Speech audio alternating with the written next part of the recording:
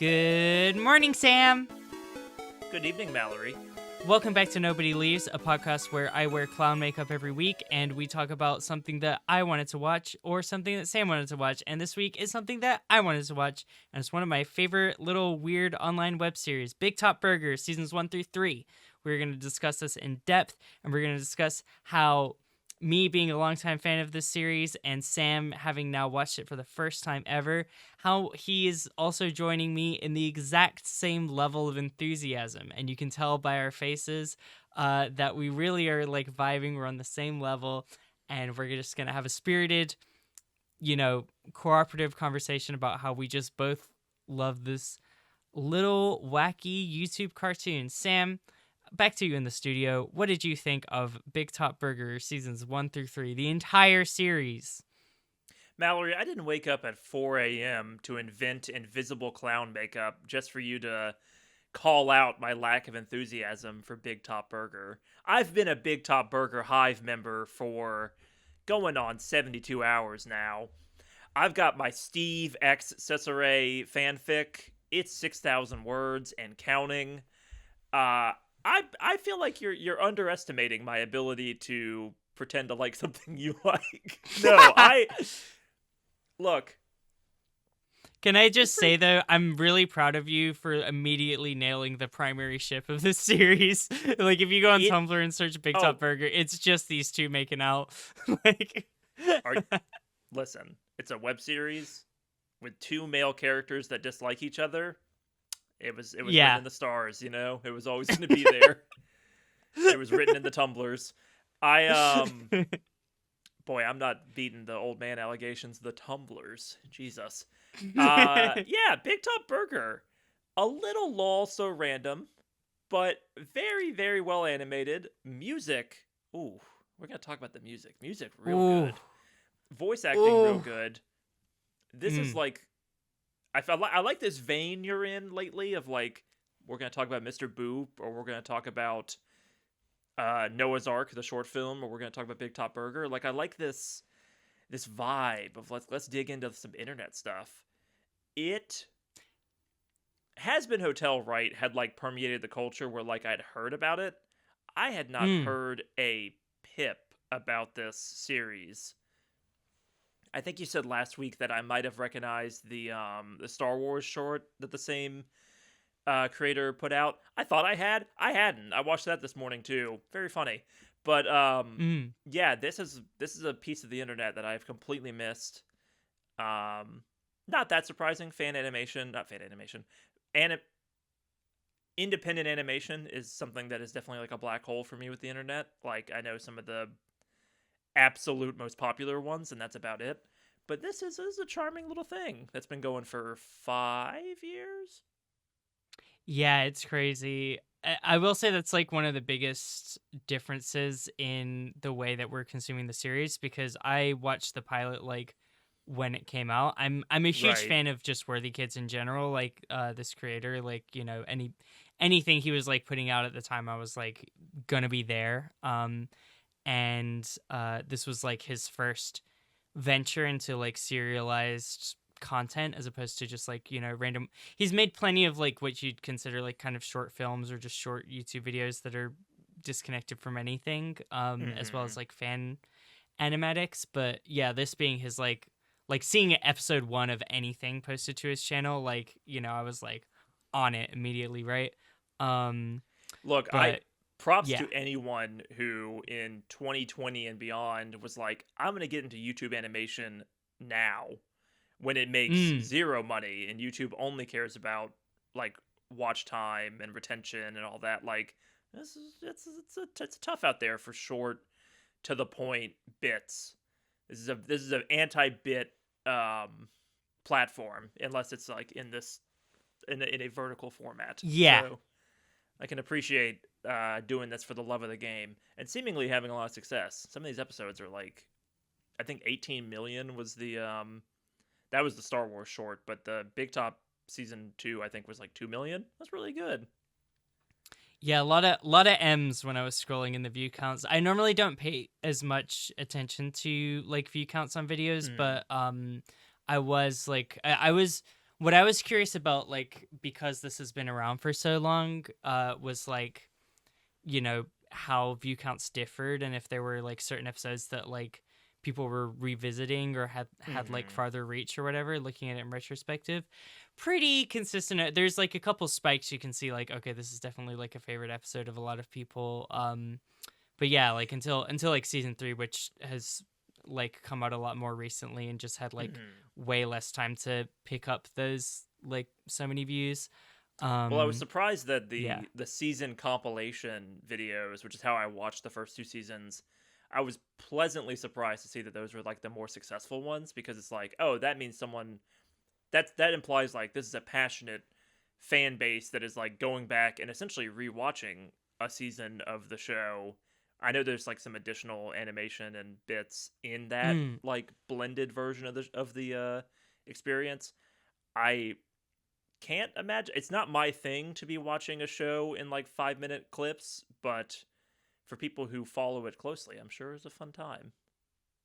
Yeah, I think there's a lot of pros and cons. Like, honestly, if I had had my biggest criticism about the series, it would have been related to that like release format. In that, I think like consuming these like pretty close together is like probably the best way to like understand the story and like be in the rhythm of it. And I feel like every season he would like start by releasing them like very consistently and then just like drop off. And Hmm. there was like, obviously this took a huge amount of work, and probably like releasing them would like net revenue that would like help him get across the finish line for the rest and stuff like that. Or I Right. didn't even know what the full thought process is behind it, but like, I have not made a hugely successful short animated YouTube series. I'm sure there's a lot of stuff I'm not seeing, but it would be like frustrating of like, I think especially like season 3, because it got like a lot more. It got about as story heavy as this entire like thing gets. When there were Hmm. just like huge gaps, like it would kind of be like going back and being like, "What's happening again?" Like, or But then I'm like complaining. But again, this is like a series that you know you can just rewatch the whole thing so quickly. Like, I Right. should It's so just short that you can just be like, ah, let me just consume it again. Yeah, and it's like I think Like a that was tasty a lot of burger. me shooting myself in the foot because I was like so excited to just like get to the next one, Hmm. whenever it would like release. When really it's like, okay, I see that it's released. Let me do this season again. I see another one's released. Let me do the season again. Might have been a better way to watch it, but It's like yeah, like, Deltarune. Like, I guess I'll replay all 4 for 5. I guess I'll replay all 3 for 4. But then it starts to get actually mm. long, and you're like, well, maybe I don't want to spend an hour and a half like prepping for this 4-minute joke about cryptids. Um, but this, Yeah, I I think think that's the that's. thing. I think Deltarune chapters are so meaty on their own. Like, it's a Mhm. really unfair comparison because yeah, like with this, it's like it's 3 minutes of jokes and then story lore that like if you're not remembering kind of like why are we underground again? Like you're gonna you know Right. What is it the gets a little alien weird. planet that Steve is from? I definitely got a little lost there in the Hmm. lore, especially because the lore is nonsense, which I appreciate, but I'm also like, I feel unmoored There. in a series like this, where I like don't Hmm. I don't know necessarily what to grab onto, um, in terms of like character, I guess. I'd love to do a lore corner, and we don't have a set. I was gonna reach for my Sherlock Holmes Mind Palace Hmm. hat, which is where we do theories, but it's kind of different. It's like a lore corner of me just explaining a bunch of what's going on in the I could series. feel you considering it. I Um, saw you like lean forward, and I'm like, Mallory's going for the hat. Going for the hat in minute 9. We're doomed this episode. it's I'll like what I'll say before I do like a full lore corner, because I feel like I want to just talk about the series, just like the experience of consuming it just normally Hmm. first. I feel like that's a later down the road thing. I more just wanted to reference the fact that like by season 3 you'll see the comments just are like they left me behind a little bit, not fully. Like, I do kind of get it. Like, there's a lot of lore that is dropped in the songs. There are like 3 kind of primary songs in the series. There's There's Up, which is the theme song to the first season. Mm-hmm. There's Friends in Low Places is the one for second season, and then there's also like Down, which is like The the getting slammed into the Zomburger earth. theme. Yeah. Oh, I Yeah, see. and then there's Stone Jars, which is the third season opening. And all of those have like they're really well written songs. They're really Mm-hmm. really good songs, but they all contain like pretty explicit explanations of like what is going on for like I guess these three major entities like Steve, Cesare, and And Spider-Man. Big Hat Guy, I see. Big Hat Spider Guy, I whose wanted to call name him I don't actually Spider-Man, and know. I was like, wait, Spider-Man's a thing. I can't say Spider-Man. Spider entity. um, yeah, like lore behind them. I think I'm less familiar with like obviously I don't even know his name, like the Hat Guy, but yeah, like their motivations at least is a lot easier to explain. And then like by the time you get to season 3, there's like all these like paragraph comments like explaining like the different lore. It's like, I okay. I can I say I find that Uh-huh. trend of like real like we talked about this with the Has Been pilot, but like Mm. really limited content, but like buckets of people analyzing and lore crafting and like digging into the details of. I I'm a little dismissive of it. I gotta admit, I think this is a fault of Mm. myself because I feel like if I'd found this at a different time in my life, I could be that person being like, "Oh, Yeah. but you understand like the shade of blue in this. I'm doing the curtains is not blue thing, but I'm on the evil Yeah. side this time." But Mhm. I it's impressive to me that someone can write like an essay about a 4-minute short, right? Like I think that's very cool, but part of me goes, I get a little boomer about it where I'm like, why don't you watch something that's actually that's got some substance to it? But not to say that this Or doesn't. like that puts it in the thing, I think is like the big That's difference. a Like a lot of big times yes. it's not that like I think from a writing side, like Bigtop Burger is an example of a series that's like extremely considered. The characters are like really coming from like just these certain weird whimsical ideas of wanting to like Mm. mesh underworld zombies and like Food clowns from truck space that worship clowns. Andrew Lloyd. Sorry, not Andrew Lloyd Webber. Cloundry Lloyd Webber's cats. Don't get it twisted. Like they just want to like merge these like two worlds and like just create like a pastiche of all these different ideas they like, and then like create a lore that like maps onto it. Like it is really well constructed and thought out. And it's just like a trend of a lot of these series to like think this out, put it in there, but like not put all like the deep details But the because there's product is like too short, now right? Like this yeah, yeah there's I like now this like built audience that is like ready to dive in and dig.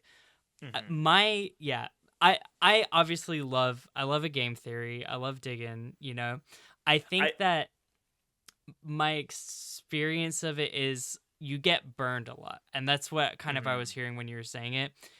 When you're a certain age, you're like, oh my god, it's actually Five Nights at Freddy's. It's like just a guy died in it or something. You know what I mean? Mhm. Like it's the first time you're like your first exposure to it, you're like, whoa, I got to learn everything about this. And that wears off the more you're like, oh, this is just kind of poorly written and people are like trying to desperately fill in the gaps or, Or the creator is make some other pretending that story. like yeah, these plot points from Five Nights at Freddy 5, I Yes. worked them in from the very beginning. It's like no, that's not true. Yeah. Um I think you nailed it on the head to me, which is like I don't like a not in the piece of media itself like lore bible or lore drop. Like I don't want to go read someone's behind the scenes breakdown of like, oh yeah, well this is what this character's backstory is, and this is what this character's deal is, and this is how this home world works of the clowns who worship the android clown lord droid Rebber. Yep, I nailed love it. her commitment to not like misnaming him. Yes, but I need more, and it's hard to say that when these are things made by typically like one or two people like that's not fair, but Yeah. it is something I I have a slight aversion to. Yeah, I think it's also like it's because I will say this is a situation where I really don't put the weight on the creator. Like I think Hmm. his story is pretty simple. Like it's just like you know, clowns are like the angel heaven aligned entities and like zombies are the demon devil aligned entities. Like Right. there's two forces in the world and they're colliding, and like there's thematic stuff that I think is really well considered and is expressed in the series, and that I would love to fucking talk about, and I would love to have a curtains are not blue segment. But I think the lore, it's like it's not that crazy complicated, but I think because it's like such a hiatus brain show, it took so long, like episode to Hmm. episode. There were That certain people things that just were drive themselves yeah. crazy between episodes. Well, the real thing is like pretty much you see all the backstory. Like, so that's why I don't want to throw shade at the creator, because it's like there's a backstory episode for Steve, and then there's a backstory episode for Chaseray.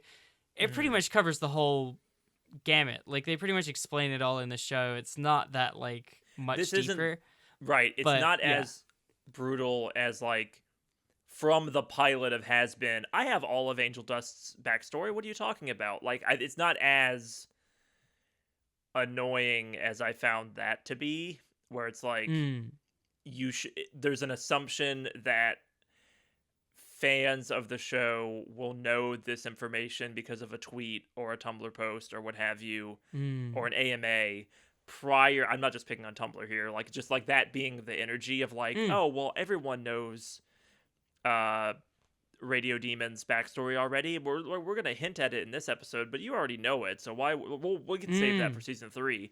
Like that energy or season 2, that energy I have a problem with. I don't think it's as prevalent in this show because there isn't that much. But then when I see a Mm. comment that's like 500 words, I get, or 500 paragraphs, I get a little like, it ain't that deep. I don't know. I'm curious to hear what you It's think theme wise about it, because I can get a vibe, but I don't know mm. if this is necessarily saying anything beyond trying to be a funny series that I did enjoy. I strongly feel it is. Okay. We will get to that next. My closing thing on the fan theory thing is like or what I wanted to get at was like I think it's not I think that if it were not for like the hiatus brain thing, Mm-hmm. this would have not gotten as like crazy it did. It's because it's like he directly foreshadows events that he then shows on screen that happen in the backstory. But Mm-hmm. by the time we got to the backstory episodes, like even me as someone who's not like writing essays about this, like just looking at the lyrics, it's like, oh, okay, so like Cesare lived in old Venetia and he made marionettes and he is like fulfilling some sort of responsibility, like and he has to like hunt something, and like Mm-hmm. like these are all just I'm basically like line for line quoting the lyrics, and then that happens on screen. So it's not like the same as like that. I think Five Nights at Freddy is like, okay, let me just put like a weird thing here, and I don't really a door here, and I don't know what's behind it. It's like Sure. it's evidently it's the opposite, because it's like they released the lyrics before they released the episode. It's just the way that things are spaced out. People had already pieced together everything that was going to happen in the episode before the episode came out. So then you get just these like kind of obnoxious-y comments of being like, ah, yes, finally we're seeing old Venetia. And you're like, okay. What? It's like Yeah. the exactly, the energy is kind of like right, but like I can't even be that mad at the people for doing that, because of course you're gonna like I'm not mad at read it. the lyrics Yeah, and like be curious. it showed. Well, Yeah. also in no way do I blame creators for this, because animation takes a shit ton of work and time, especially when you're Yes. doing it without a team or with a smaller team. But it it's not my preferred format for something like this, but Mm. I get the feeling like you're a part of it, like that, like that's the benefit to doing it like this, right? When something's released a few minutes at a time, is being like, I remember when I discovered this and I want to promote it and I want to support it on Patreon or what have you. Like that is an exciting feeling with like a fan project, right? Mm, I can't think of mm, anything where I've like latched on to something like this, especially with animation. Like I can think of it with like like a YouTube video series. I'm sure I've had some moments being like, "Oh, and then they got the person that the video series was about. And wasn't that really cool?" Like mm, I've mm. felt it there with like long form like video essays or what have you, but I haven't ever followed. It doesn't find me until it's finished, I guess is what I'm saying, or until it's really far Mm. along. Yeah, and until it's become like impenetrable. Like that's the other Right. thing about it. It's like I can say I'm also being like defensive of this series because I'm like knowing what I know, I'm like, okay, like this it's not smoke and mirrors and bullshit. Like it pays Hmm. off in a way that, for a Has Been Hotel, it seems like up in the air. And for like a Five Nights at Freddy's, it seems like complete utter bullshit. I And wrote a book and like then I Matt Pat contradicted wrote most myself of the with that story. book and then I made a multiplayer game and then yeah, like Yeah. yeah. So I think that's but those things look the exact same from the outside because you like you have Yes. to start digging to find the answer, and when you've been burned you don't want to dig anymore. That's like my feeling on it. Well, um in my like lack of faith in these small team or like one person creators is unfounded because usually the ones that do work out are the ones I end up seeing, right? Like I think I probably felt this way about Undertale and Deltarune until you made me mm. play Undertale and Deltarune and I said no, this is very considered and there is like this is going somewhere. Yeah. But even in those games, the fact that like Gaster is the first character that comes up when you Google them is a little annoying. And it's because mm. like shouldn't you care about like Susie and Chris who are right there and have interesting things going on? It's like no, we got to care about this character that only shows up if you walk in a hallway 4,000 times. It's like all right, I get it. I get wanting to feel like you're in the know, and that is Mm. exciting and that is satisfying. And you're talking to someone who is really into manga, and maybe a part of why I'm really into manga is because people still don't read it as much as they watch anime. So like I get that feeling. I am king hypocrite in this episode, but there's just something about it that I have to be won over, right? Totally. Yeah. Now I've been a big Sorry. meanie for like multiple episodes Yeah. or multiple minutes here. This show's really funny and really well animated, Yeah. and in particular, really well voice acted. I the person Mhm. who plays Penny is like incredible. Like her unprofessional like delivery, I don't know how to put it. Like it feels Yeah. unpolished. It feel is so charming. Every time she speaks, I'm like smiling. Like this is real. And then there's the bit, I think it's the season 1 credits where the voice actress like puts herself under a blanket because that's how people record when they don't have they have unprofessional setups or whatever. Right there with you. Mhm. There's a Yeti box behind me. I have terrible audio and all my stuff, but like that is incredibly charming. I was super charmed by her performance, and it made me like that character. And the same can be true for like everybody in the Big Top uh, van, and then the slightly more famous people in the zombie van. Like that is except for Ayo Dibri, who was like, "Why are you here? Where'd you show up from?" Crazy. If I had a nickel for every strange food related show that Iron Fury was in, I'd have two nickels. Yeah, it's Is it's this also does crazy this that predate the bear? yes. Oh my Yes. god, that's incredible. I knew who she was first because of this. But you didn't though, right? Like it was just like a voice and a thing, and you didn't know her. No, I loved her voice. Like it did always like stand out to me. But yeah, like I did not make the connection immediately that she was like the person on the bear. Right. Um, but yeah, like yeah, Lindsay Smalls Butera, who's Yes. the Penny voice actress for Penny. and the Yeah, like vampire. in general, like there's a lot of voice improvisation stuff going on in this like cartoon, which is like the strength of like the creator Worthy Kids. Like, you know, he's doing a lot of like fan animations, that kind of stuff. Like he's like taking existing audio and like getting his pictures to go with it, rather than Yes. like having like a script and lip matching, you know. You That's can very much the style. feel the like determination to be like every ad lib has to go in, especially with characters like Yes. Cicere and Steve. It's like, oh, you said Yeah. something weird in the mic and we were riffing. I gotta use that now. Like that's going in. Absolutely. Yeah, no, it's so weird. It's so like it's very voice actor informed, like the way like so Hmm. many like the face cuts, like the expressions are like really really good, which these are the kind of things that like I'm a big expressions person, like Hmm. the just like minute details of like these faces, like just I'm really like in there you know, whenever they're doing that. Really good cast. I want to shout out so the guy who voices Tim, Hmm. and there's also a guy who voices like the customer in the first episode, and I think he Hmm. probably voices like Santa Claus later. Those two guys are the two hosts of The Worst Idea of All Time, a podcast I've talked to you about. Partially the inspiration for me wanting to do this podcast, which was where Is they this the watched watching Grown Grown Ups Ups? Yeah. to every week for a full calendar year. So those two New Zealanders in there, very very funny, very good like deadpan kind of deliveries going on there. Hmm.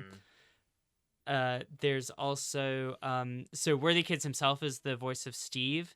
One of the best details of the Gotcha. season 1 intro is it doesn't list like the voice actor for Steve or even a name. Like it's Hmm. like it's like Lindsay Small-Butera as Penny, and it's like going Olivia Craighead as Billy, like going Right. along, and then it just shows Steve's face with no title credit. So everyone's like, it sounds like Worthy Kids, but he's like not. He's just adding to the like enigmatic nature of this character, Right. He which wants is him to really be more like funny. an alien because he is an alien. Yeah, absolutely. And then huge shout outs to the Zomburger, obviously Prosy D. You know, Yes. stealing the Song show as One. always. Yeah. This is a show where I'd expect to see Sungwon. This is not a show where I'd expect to see Aoi and Dipri. That's like what's shocking to me when I was like, what? Yeah, having an antagonistic relationship. Doctor's voice is amazing.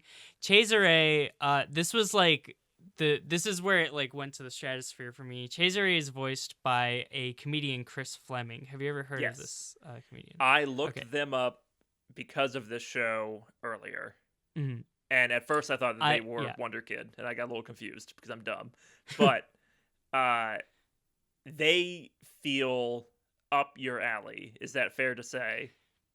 Chris Fleming is my favorite comedian, and I've been Okay. saving that pitch. I worry that I pitched these in the wrong order and that I should have, because I almost wanted to just completely blindside you with like their Hmm. existence. But yeah, Chris I think Fleming. they came up in the John Mulaney episode we did. I think that was at one point one of your examples of like good stand up versus generic Yeah, John Mulaney stand up.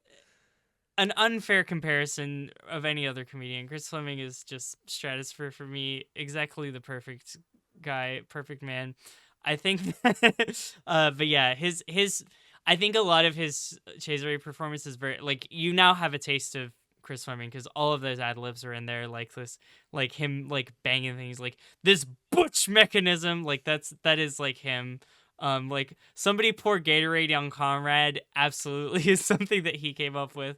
Like I could not be One of the ad convinced libs being otherwise. like, "This is like some good produce in a mid tier grocery store," and I was like, "Oh, I know what that means. That's funny. Like that. That got me a little bit." This is really good.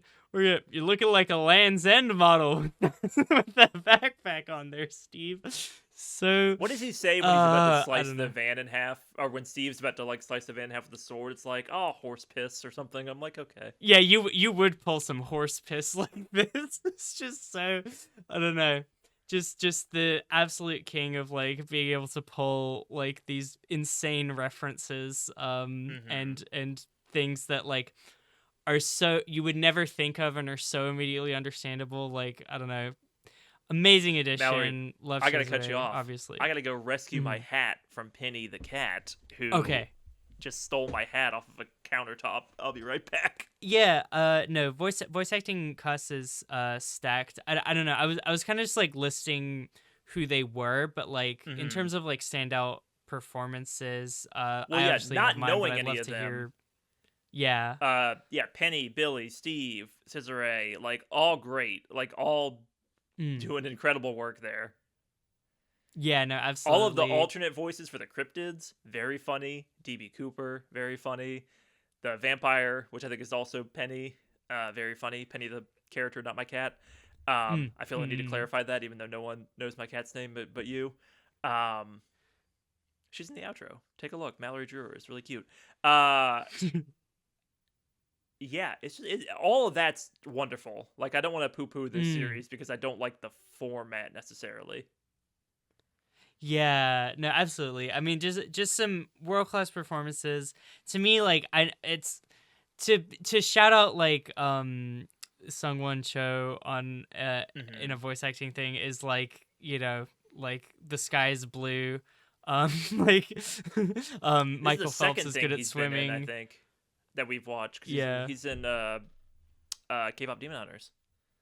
Yeah, no, but yeah, like seeing him in this, like the just the like, this is my character voice and this is my regular voice. Like, I don't know, there's just such a palpable energy that just you cannot help but fall in love with this doctor character who's just like so like the probably the most cryptid like of the human characters, like the most like just like absolutely committed to being really strange and 1,000% on board with like Chase Ray's weird bullshit for the Right, entire series. but you get the impression that like he's not magical like Cesare is, right? Like Yeah, he's no, just he's a just a normal human. guy. He's just really invested into the bit. Yeah.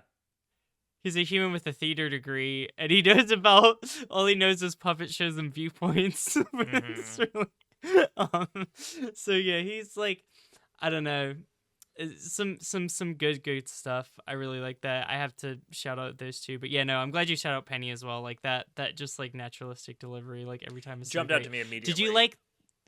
Did you like the There's this one old man who in like season 1 he has like the worst audio quality. It like stands out because everyone else has like super high Hmm. professional, and then in season 2 they like have it starts giving a whole speech and it's just you can't hear anything.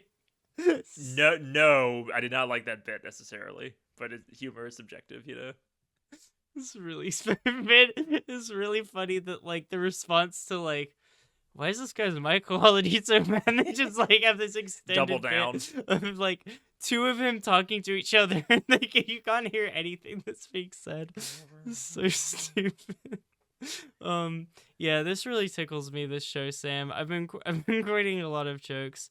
I like This is what I'll say about the humor. I'm gonna shout out when he like he deals 4 aces to the elk and he goes like, "You lost the moment you entered these woods." The animation is really good on that part. Hmm. Um, I will say a lot of jokes. I think the timing cutting is like a little bit off for me for like a lot of them. To where a lot of them, I think so much of comedy ends up being in timing, and when you have like the tool of editing, like just your kind of expectations go in a certain way. And I think a lot of these jokes, I'm like, they'll hit me and I'll be like, instead of like bust out laughing, which is what I feel like should be happening.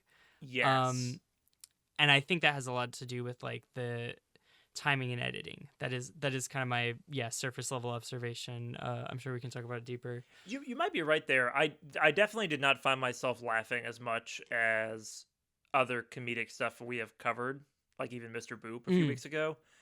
Um, mm, it it's a little lol random for me. You know what I mean? Like it's a mm. little like we're just gonna make a funny face here, and some of the faces are very funny. And also Steve shrinking into nothing is funny. That got me, but it's a little.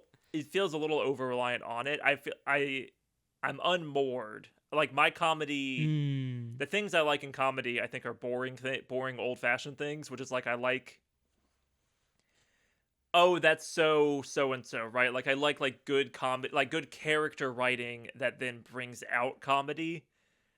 Um, to use the Iowa Debris example, I like seeing how every character in The Bear reacts to the fire alarm going off nonstop and being like they all think they're having a stroke at different times. Um, Yeah, like they're repeating the same joke like after extended periods where it's like it's dipped out of comedy as well because it's like a full TV right, show. Like they've done dramatic stuff and then it hits the same beat for every character of like, am I having a stroke? right, Yeah, like that and kind of writing, the right? comedy comes from knowing the character so well, and then their action being either unexpected or because of who they are, because of how well you know them, or exactly what you expected, and both are like an aha, and that is a little Mm.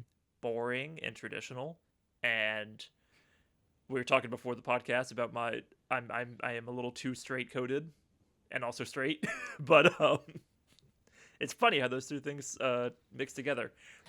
I will say to the humor, like to where I attribute this to timing, and like editing and stuff.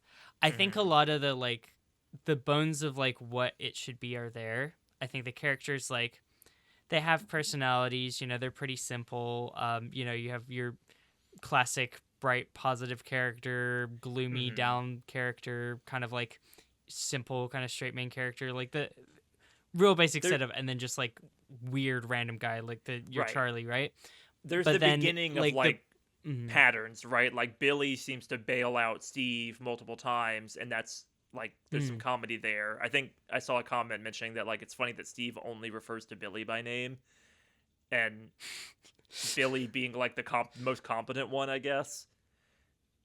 Even though she's like the newest one, which Mm-hmm. like you find out, I think it's like I think you know there's a lack of time, which obviously like a result of like animation Mm-hmm. restrictions as we discussed, and like it being like a independent production, like you're not able to have like the Tim episode and the Billy episode, Right. you know, like there's not really enough room for that. I think that like there are jokes though, like something I notice there here's like a big one that I notice all the time, and it's like it's in season 2 and they're at the food expo, and like they're talking about like they need to get to know the different vendors, and Chase Ray says, "Oh, don't worry, these people love me," and it cuts to him doing the bit of like, "Hey, I'm from Bad Burger. We got Zomburger. We got Bad Burgers. We got the food," or whatever. Mm-hmm. Like he's We're doing making the like worst that, food. and the bit he's doing is like, oh, I'm being like, I'm acting very confident as if I'm like very relatable and saying a bunch of strange stuff, and people are kind of weirded out by that. Mm-hmm. Like, to me, you needed to have the two people he's talking to be mid conversation. You can like maybe like fade it in from the background, have him interrupt, or like show their face. Like you don't see their faces until he's done. Like it cuts straight to him like doing his like sales pitch that's failing for like Right. quite a bit, and then you finally see their faces, and it's like there's stuff like that where it's like It's all it's grounding. punchline. I think There's is like no a setup. It's all punchline. yeah, grounding is like a good keyword where it's like everything's there. You just like need to restructure a few things. I think to like Mm-hmm. and give stuff a little bit of room to breathe as opposed to like punchline potentially, to give that kind of like rhythm. I think rhythmically the show is just very like which like when it works it fucking works, but like when it doesn't you just kind of feel like like but the thing is like I'm like every time I'm like this is funny and I wish I was laughing. You know what I mean? It's like Yeah. this is I like the concepts here every time. So it's like it doesn't be so critical. It's just like I feel like there's like money on the table there where you're like we're so like we just need a little bit more like breathing room or like rhythm, repetition, like downtime between jokes type of stuff. Well, it's like Yeah. in in theory, right? Like having a such a limited amount of time, like adding restrictions can make comedy flourish, right? Because it makes you have to be as sharp Mm. as possible. It makes you have to boil these characters down to like just like id and ego and just go for it, and Mm. it forces you to like establish your characters really quickly. And it mostly works in this. but it's so short and it's so, again, unmoored is like how I feel watching it, which tells you I'm not the right person to be watching it because I'm using a word like unmoored. Um, Yeah, yeah, no, but I, like most Bigtop Burger fans, don't even know the meaning of the word. Um, let's. Here's I'm like a something I want to boat talk without an about. anchor. Anyway, um, something we were hinting at it earlier was themes of what's going yeah, on. I think this is a like despite everything and like despite like limitations on maybe having time to like convey it in a way that's gonna make you really like sit and reflect and be like, oh, this is mm, deep, you know?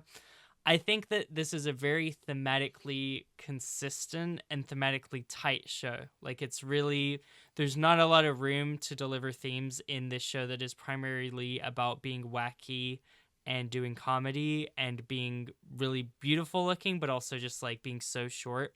Um and I think that just I have like no idea everything what you're gonna is say. I just gotta let you know that I yeah. like maybe the last 2 minutes of the third season I can pull some stuff out, but like I themes. Prove me wrong here, Mallory. I don't. I'm here to change your mind. Oh gosh, yeah. That's I walked into that one. Not There you beating the go. allegations. Yeah, like what? Other than like how a kind of jangly guitar makes me feel in some of these like theme songs, I don't know what to grab onto here. So I want to hear this. This is like me, and this is like maybe me. I haven't necessarily seen a lot of people talk about this, so this could just truly be me being like on one, but like it just feels so tight and consistent to me. And the things are set up. I think I'm a big themes hound, and I'm always looking for it, and I'm always like what is kind of the message of this, and like things are just kind of in the right place. So you got like Steve is an entity and he's very Hmm. strange and he's very unique and he's always doing something weird. And like, you think about especially a show that's being written about an artist, like a lot of times like a easy way to default to like interpreting that is like it's about art. So like Steve's art is like his quirky weird burger shop, and Right. then Cesare has his own version of that, which is like rather than making good burgers, he makes like strange, like disgusting burgers for Instagram posts. Um, Hmm. so you have two artists, um, and I don't know. I feel like there is an element of like maybe it's coming from like familiarity with this creator and like seeing all his like weird wacky drawings and animations over the years, but it does feel like a little bit of like working out through Steve like the experiences of being like someone who's like so talented and like has this like gift, and then his backstory is about how he was in this like high pressure environment to like you know he has to like the stakes are obviously raised to like the most cartoonish thing possibly, which is that like he has He's gonna to be banished perform a from his role in the planet. musical Cats. Right. uh Otherwise the planet's gravitational rotation won't work, and then he gets banished from his like people for like billions of years because of like his failure to perform. So it's Mm. like art in that context versus like in the context of him being like free and like a vagabond and just doing whatever he wants, and like what is his goal at all in the series. Like he's such a strange mystifying character. He never like explains anything, he never says anything that's like serious, except for Hmm. like back on Broadway again and sheds a single tear. Like there other than that there's nothing that like even though that's obviously a joke, But also that's like weirdly probably calls back to his the only thing backstory. he Right. yeah, like that's probably the one of the few things he says that is actually like, oh right. um it's like it's up and down. That's what everything is about. It's just about being free and just doing whatever he wants. Like that's like the goal. That's the status quo at the start of the series. That's threatened, and it's just about like getting back out. And I love a good like leave the workplace anti-conformity narrative or what have you. And I feel like that's really prevalent in Cesare's story, right? Of being, you know, Mm. looking at Zombie Doctor and being like, well, he's been my day one and my real one, and he believes in the me that I want to be, and then swinging that hammer at the spider instead. It's a little Mm. thin. It's fine.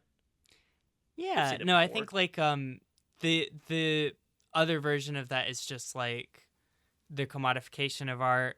Like I think a lot of it, like the keys to this is in the lyrics of these songs, man. But like it's so deep, bro. But like the Stone Jar song is like I love, because I love songs about like being obsessive and possessive and like weird and creepy and stuff, you know. And I Mm-hmm. think that like Stone Shout out to Jars is Whiskey. like, yeah, hell yeah. It's like you have all these like weird and wonderful, colorful cryptid, and it's like the goal is to like lock them in a cage, control them, limit them, shape them, Right. have them like fit into something that's like easy to understand. Um, and yeah, and then yeah, like it's pretty simple, but it's like, yeah, like the bonds of friendship are like what's ultimately like rescuing both Steve and um Cesare from their like respective bonds that they like make out there. Cesare is like, the classic thing of like villain who has a goal and finds like a new love, like the thing he was doing as a mask and a cover, like in order to accomplish his evil goal, Is ends actually up what he superseding loves. his evil goal. Right. Yeah. No, like that's really beautiful. And then yeah, like Steve just, needs understanding and recognition and appreciation, and he gets it from his coworkers who have like spent time with him and are like, yeah, he's a good guy. So it's like, it's not like this series is not serving you emotional moments. It's not like deep. It's maybe not like the first thing you ever heard, but it's just like i I appreciate how they didn't have to have any themes or make it Mm. consistent in any way.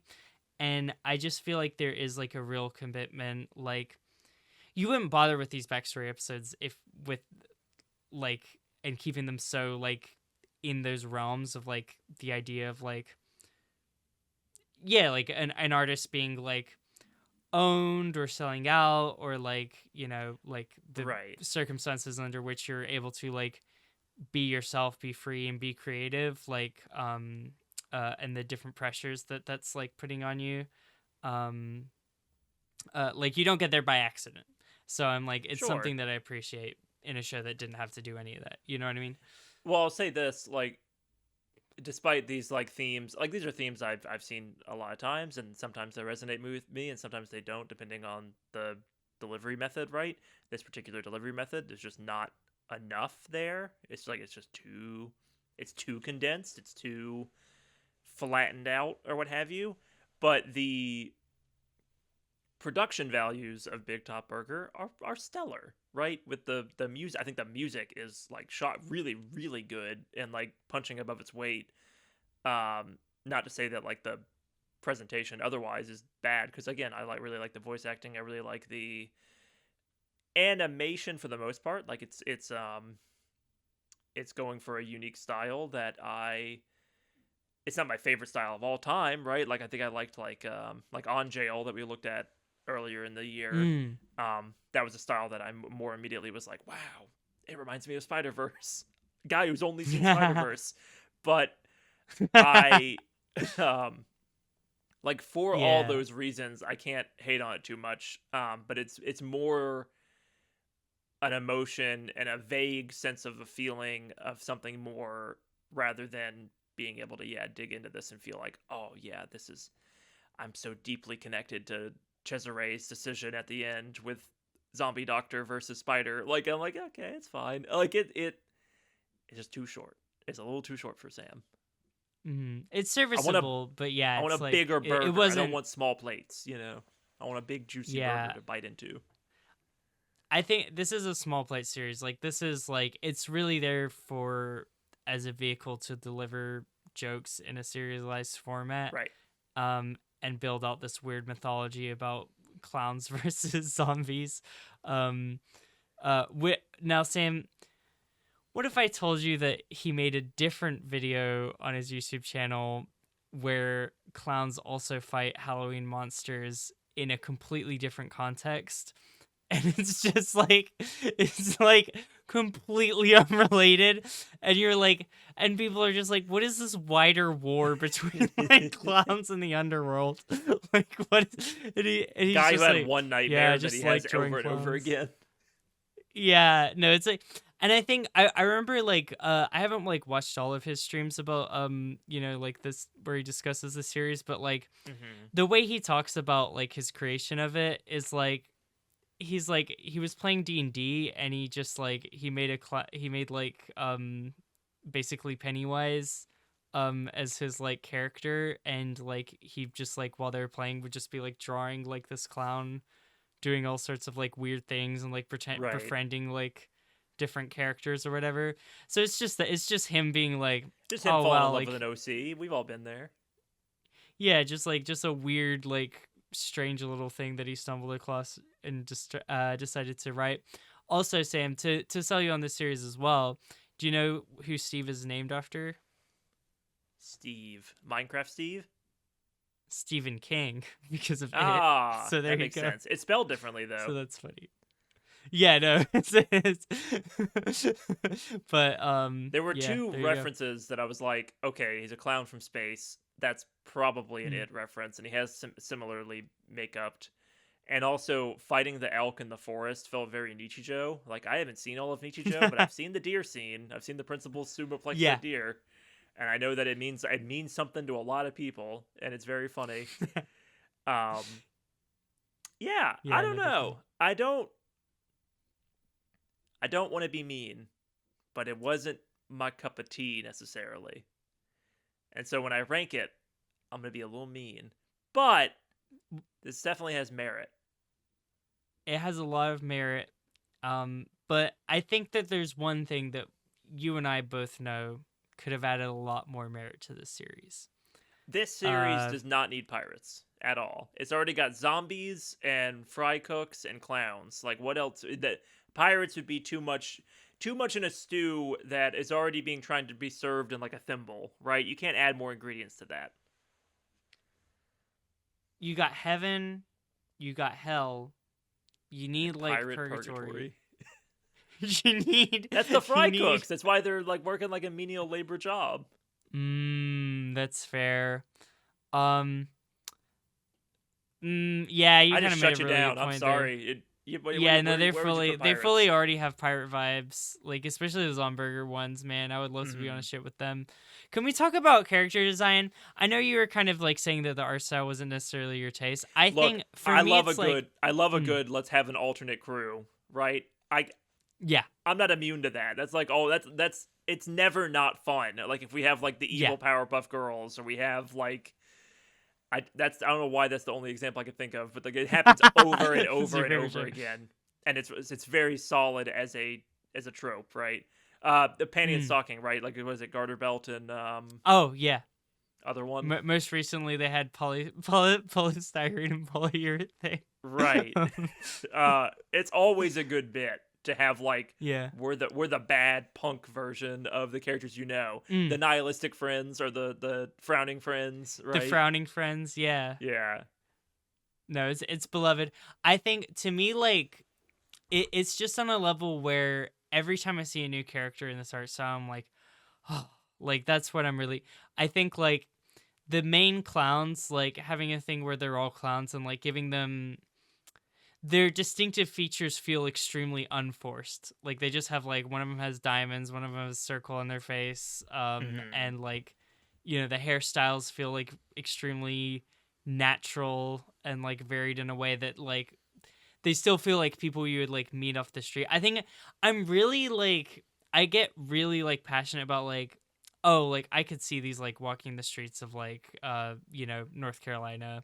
Like I could like meet these people like these look like coworkers I worked at when I used to work part-time jobs, you know what I mean? Like I think where the art style is like the absolute best is when they take their makeup off and absolutely, yeah. realizing that all these character designs, yeah, work as normal humans and also as clowns. And I think, yeah, the season 2 opening is probably my favorite bit of animation in the whole thing, just because the character design's really strong for all Yes. for the all clowns and all zombie Mm. crew. Like there, it's all like just watching Ayo Dibri's character like flip a page in her book and almost spill her tea and then like adjust it or whatever. Like it's just really, it is really strong, and I like Yeah.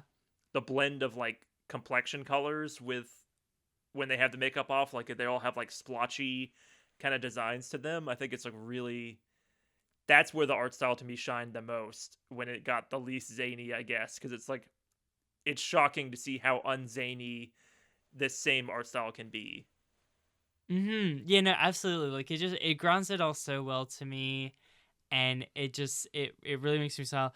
And yeah, like those animations as well, like the daily life like snapshots that you're getting each of Mm-hmm. them, which like they're just a treat every time. Like this, it's the same when you get like the credits and they're having like photos of like like Tim and Billy and Steve going to like drinks or whatever, like Right. the you know or like Penny like tucking in her daughter or whatever. It's like they're they're just so, it's like, that's what like human beings look like. And I think it's, Mm-hmm. especially for podcasts where we cover a lot of anime, one of my biggest criticisms of anime in general that really pisses me off is the same face syndrome and the like, as someone who lives in Japan, I see with my own eyes every day a lot of variation in skin complexion. That's not like a Mm-hmm. woke thing. That's just like you got, if you've got two eyes, you will see that. And it is like very frustrating that is like, there are so many anime series that it's just straight up zero. Like no, everyone Yes, has the same everyone is the skin exact tone. same pigmentation, complexity, facial. Like there's no Yeah. unique facial features even. And then we just lazily give one person blue hair and one person green hair and call it a day, right? Like it's like, oh, come on.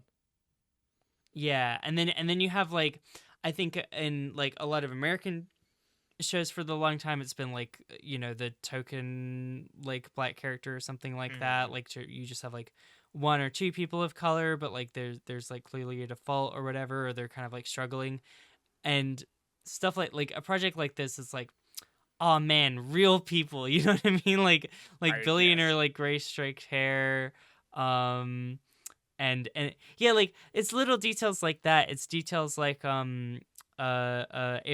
Francis Aerodivre's character like having only one eye, like actually like that wasn't part of her Mm-hmm. costume, um like different face shapes and bone structures and like freckles and stuff. I'm just like, it gets me, like I'm like, humans. Like we're there, I it's agree. really good. I think yeah, comparing it to some of the stuff we have read and watched, it is there is that anime blank face. I don't know, like that I have an aversion to, and the majority of the things I watch, I try and get away from. I think probably what we've watched that has that in the most as a problem, it's probably Apothecary Diaries. Mm. Where like that's definitely a series where like the art style is not my favorite, but I can push through that for the story and character or what have you. I think I was reading an interesting thread about how some of the shows that I remember watching that were only a few years old at the time are like getting close to like 20 years old, right? And like where the divide for retro versus modern anime is. And like people Mm. seem to think it's like lands somewhere in like 2012, 2013ish, which would line up with how I experience anime, but also like that's 13 years ago, like that's getting pretty old. Like that line's going to have to keep moving. But like there's a style and technique that I feel like there's a homogenization of appearances, looks, what have you, that I think really kicks off in like, yeah, 2014, 2015ish, where Mm. almost every show set in a high school kind of looks the same. And that's not to say that there wasn't generic anime before that, but I can think of the like, here's the problem with looking back is you only cherry pick the good examples, right? Right. But I'm not seeing as many Madokas or as many Bebops or what have you, or Gurren Lagans, where it's like very flashy and different and weird, um, Mm. or Kill a Kill. Like character design, I think has taken a huge hit in modern anime.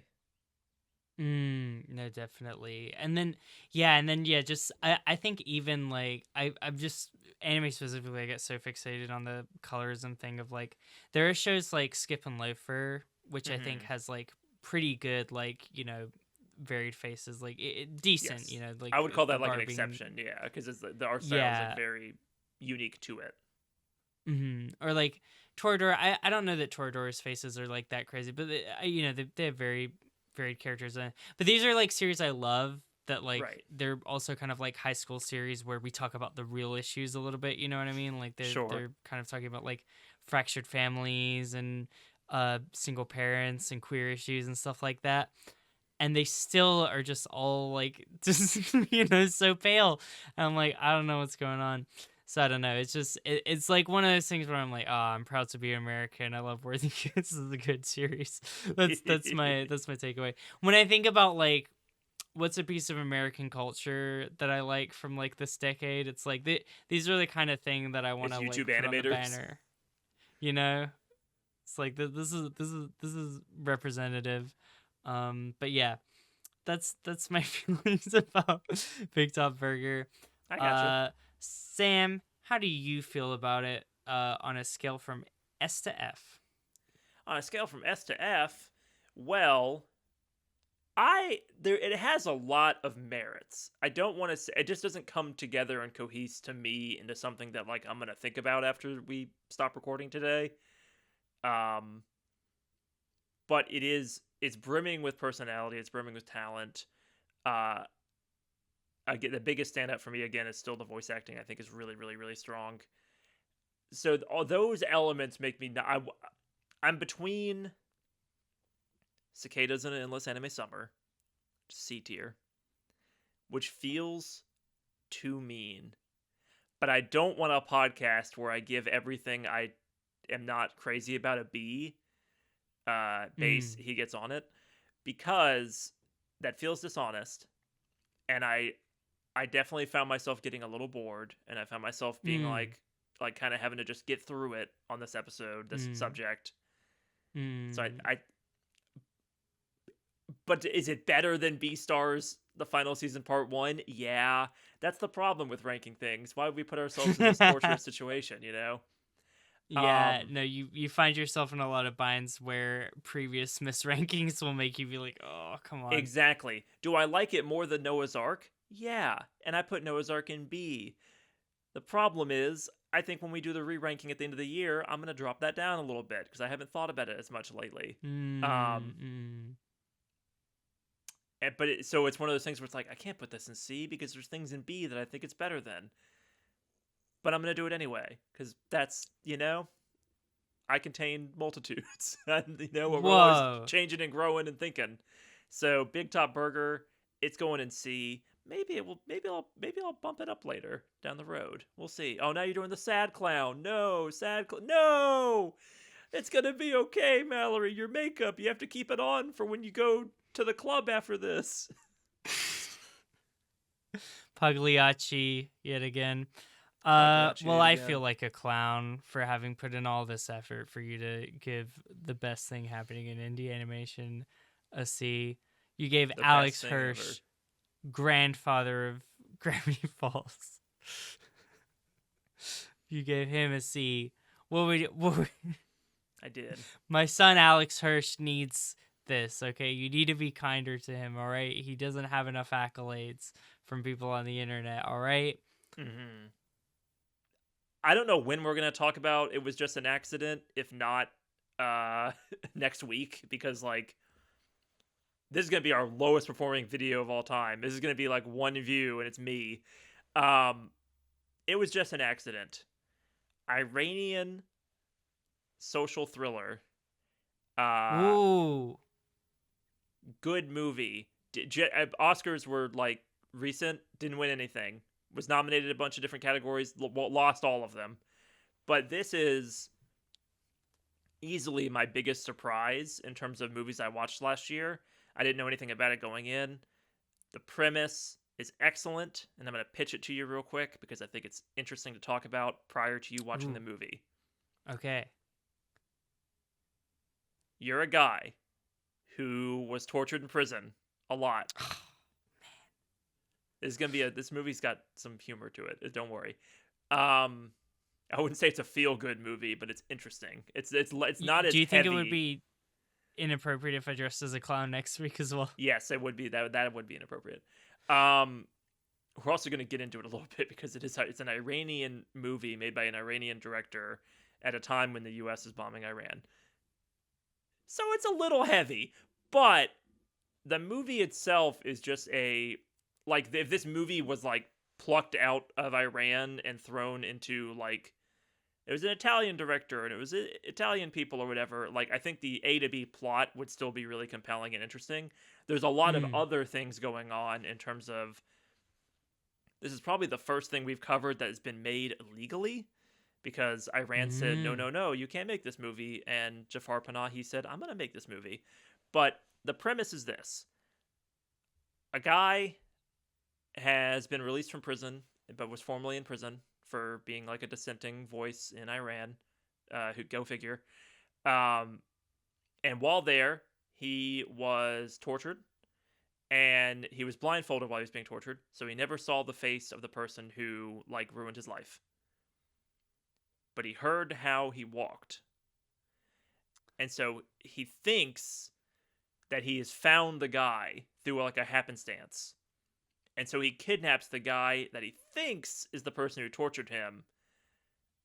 And then, after kidnapping him, goes, I don't know if this is the guy. And that's the premise of the movie. And that's spoiling a little bit, like, the first 25 minutes, but, like, whoa, what do you do with that? Like, that scenario it gets your mind racing. Like, well, you can't let him go. You've already kidnapped him, but you can't kill him if you're not sure. What are you going to do? It's good. It's really tense at times. It's sometimes an intense movie, but it's also sometimes a really funny, exciting movie. Like, I think there's an aversion people have to being like, oh, a foreign film, and then, oh, a political film about Iran, like that sounds too heavy. All that's there, Not for and we us. can talk about it, and also not for us. Don't be a loser, like branch out a little bit. But this is not like. This also isn't that movie. Like this movie's. It's compelling on its own. It stands alone on its own without all the need for all that backstory. You don't need the lore Doc as I've become a huge hypocrite immediately. You don't need the interviews with the directors to like get what's going on. But it's also interesting. So we'll talk about it. It was just an accident next week. Well, I'll be excited to have another stumble into another wacky accident mistake filled episode with you, Sam. Looking forward to it. But until then, I hope you have a very great rest of your day. Mallory, it's been a pleasure. Have a good one. I'm gonna do my clown hawk that I do for kids. Wait, okay.